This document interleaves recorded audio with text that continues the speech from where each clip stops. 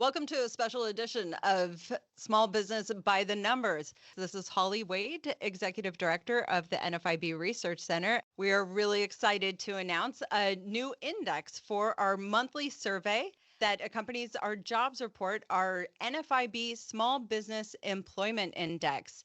It's a comprehensive measure of the small business labor market that incorporates 4 questions within our survey, looking at planned hiring, actual hiring, planned compensation, and actual compensation, and putting all those together to have a more comprehensive view of the shifts of the small business labor market month to month. So looking at the index moving month to month, if it's increasing, we're looking at a tighter labor market. And if it's decreasing, we're looking at a softer labor market for the small business sector. This is our first release, the January report of the new year. Exciting news from the Research Center. And this is a complement to the other indexes that we release with our monthly survey report. Our notable Small Business Optimism Index, that's been around since the early or mid-70s, and our fairly new Uncertainty Index, looking at the level of uncertainty small business owners have in operating their business. So our first release of the Employment Index is a great complement to the report, again, in looking at the comprehensive shifts and measures of the small business labor market. So the January Employment Index came in at 101.6.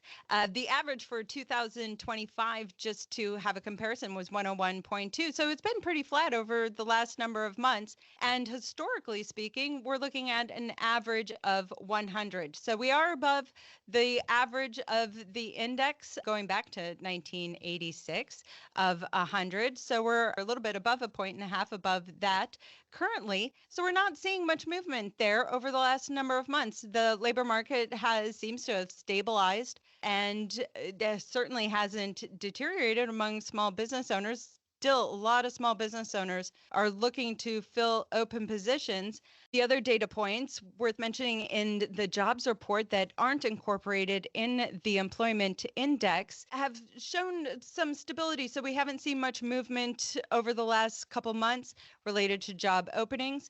From December to January, job openings did fall 2 points, but we're still at strong levels there historically speaking. Hiring plans down only 1 point.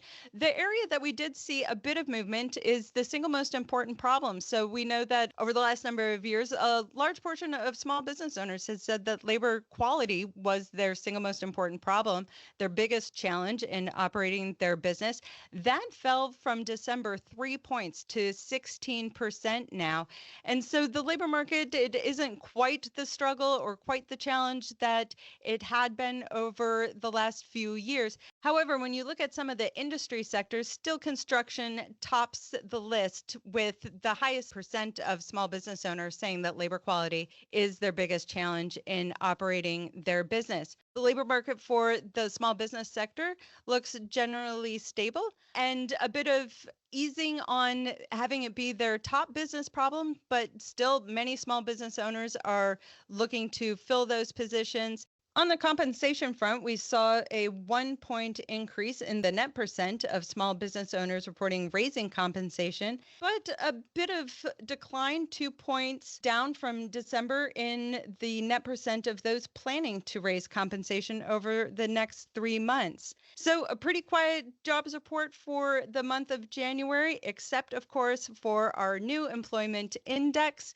again showcasing a headline measure of the small business labor market, providing a more comprehensive look at what we're seeing month to month. So thank you so much for joining us for our special podcast edition of Small Business by the Numbers.